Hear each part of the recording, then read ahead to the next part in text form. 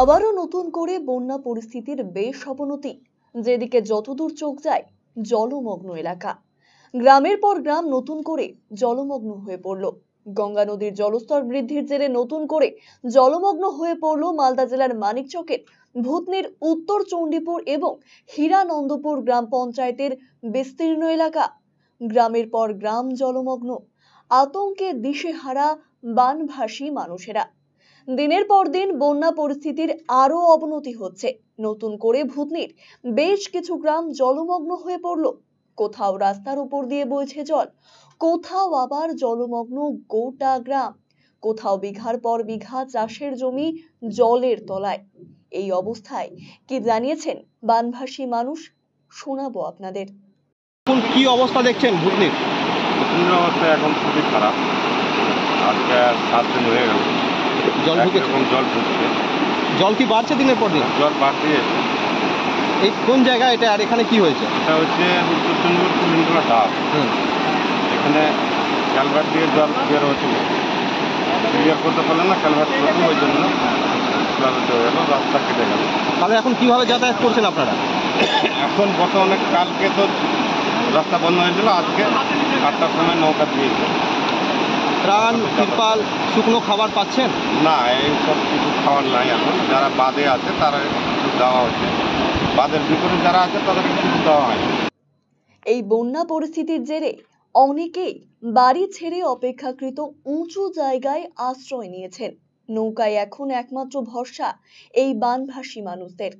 এছাড়াও প্রশাসনের কাছে পর্যাপ্ত ত্রাণের দাবিও জানিয়েছেন এলাকাবাসীরা। কি হয়েছে এখন? এই অবস্থাটা গতকালকে সকাল 8টা থেকে শুরু করে আজ পর্যন্ত আপনারা দেখতেই পাচ্ছেন যে এর অবস্থা খুব ভয়াবহ অবস্থা। এটা মুত্রাপুর যাওয়ার রাস্তা এবং আমাদের উত্তর চণ্ডীপুর যাওয়ার রাস্তাটা আমরা সম্পূর্ণভাবে ভূতনিবাসী একদম বিচ্ছিন্ন হয়ে গেছে, যার কারণে এখানে স্কুলে পড়াশোনা থেকে শুরু করে স্বাস্থ্য, জলসেচ বিভাগ, বিদ্যুৎ বিভাগ সম্পূর্ণ এখানে বিচ্ছিন্ন অবস্থায় পড়ে রয়েছে। আমরা ভূতনিবাসী বিশাল অসুবিধার মধ্যে রয়েছে। কত গ্রাম প্লাবিত হয়েছে? কত পার্সেন্ট? আমাদের এখানে প্রায় 80% ভূতনিবাসীতে প্রায় 80% গ্রাম কিন্তু প্লাবিত হয়ে গেছে। এখানে ত্রাণের কথা বলতে গেলে আমরা এখানে ত্রাণ সেরকমভাবে আমরা এখনো পর্যন্ত কোনো জায়গায় কিন্তু পৌঁছায়নি, এবং প্রশাসনের কাছে আমরা রিকোয়েস্ট করছি যে আপনারা একটু আসুন, আপনারা প্রত্যেকটা গ্রাম একটু করে ঘুরে দেখুন এবং আপনারা সাধারণ মানুষের পাশে দাঁড়ান এবং ত্রাণ দেওয়ার আপনাদের ব্যবস্থা করুন। কি এখন কিসে যাতায়াত করছেন আপনারা? এখন আমরা এই সকাল 8টা থেকে দেখলাম যে দুটো নৌকা এখানে আমাদের কুলিনটোলা ধাপে পড়েছে, সেখান থেকে মানুষ খুব ভালোভাবে যাওয়া আসা করতে পারছে, এর আগে কিন্তু ছিল না। এরই পাশাপাশি শুক্রবার সেই বন্যা কবলিত এলাকায় পৌঁছে গিয়েছিল আমাদের প্রতিনিধি। সেখানে পৌঁছে দেখা গেল পরিস্থিতি বেশ ভয়াবহ। রাস্তার উপর দিয়ে বইছে জল, দিনের পর দিন বাড়ছে এই জল।